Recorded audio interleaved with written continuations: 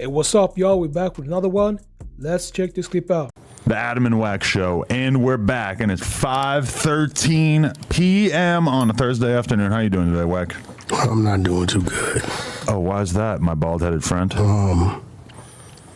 You chose to do the unthinkable. I've been getting battered, harassed, because you, the white guy, wanted to shed a, I'm not gonna call it dark, light on this Pop Smoke situation. Right. You know, that, Adam,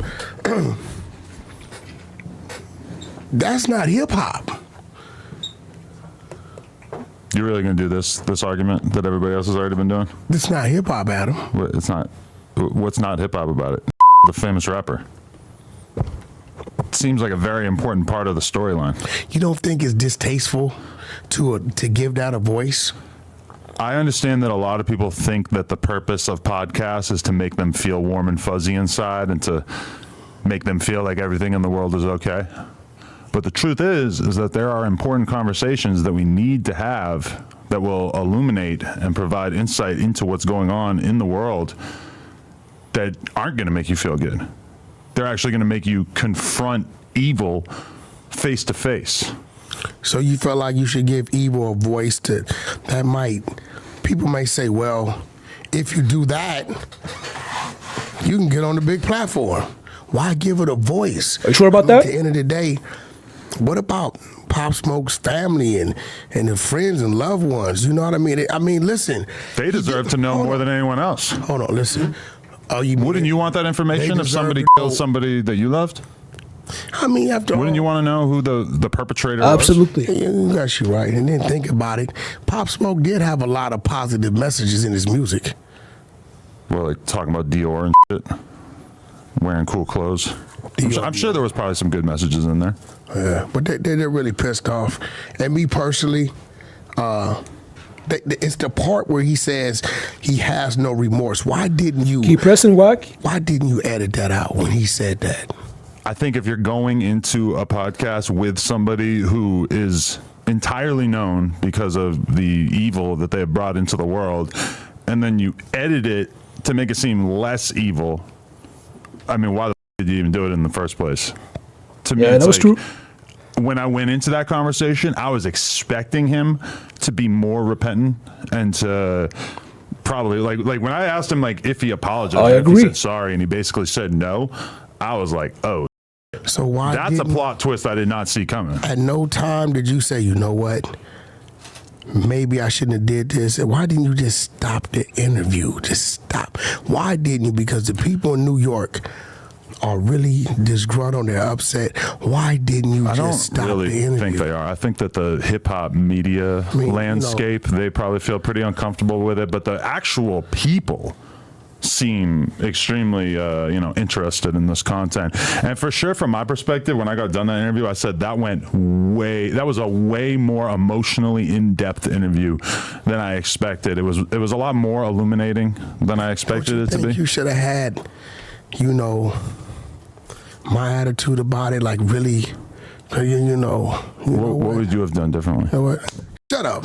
Wack is back. Listen, when a nigga put in work, he put in work for a reason. All right? Let's stop with all the shit.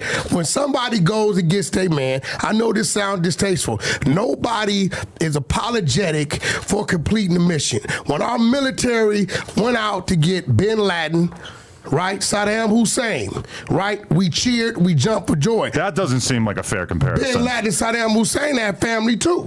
Right. You understand what I'm saying? I don't think it's fair to compare Pop Smoke to a terrorist. What I'm saying is when you set out to get your man. He didn't set out to get his man. No, they went on a mission that day. They went on a robbery mission. They didn't want to kill someone. They went on a mission that day. Right. And you set out to get your man. The only time a person might feel the least bit remorseful is if a stray hits an innocent bystander. But if you set out to go get your man, when I used to go rabbit and quail hunting, right? I had a 410 shotgun. Shout out to T-Police. Elmer Fudd. We would go up there to Bakersfield, right? and Papa Haynes, and I would stalk that rabbit and that quail. And when I took aim and went boom with that single shot, and that rabbit did a turtle flip, duck, duck, turtle, I jumped for joy. I was excited. I don't think that you making this argument is really who I want doing defense for me on this whole controversy, because I think from your perspective, your perspective is like, ooh, LA up 1, New York down. No. That feels like the energy that you're giving me, and that is not at all what I was going for. This ain't what I'm saying. This is what I'm saying. And I'm tired of you hypocritical, bust-ass, fake-ass people out there.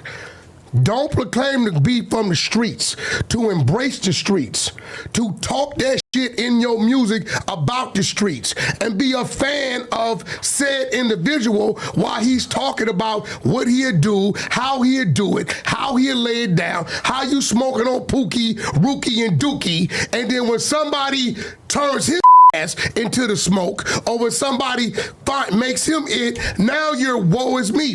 Fuck all that. If it's on, it's on. It just wasn't on, though, right? Like, regardless of whatever war Pop Smoke had going on with his enemies in Brooklyn, this is completely separate from this. If Pop Smoke had got by the people he was doing business that he was beefing with, nobody would have an issue with this, or nobody would have so much to say about it. My #1 weapon for these streets is paranoia.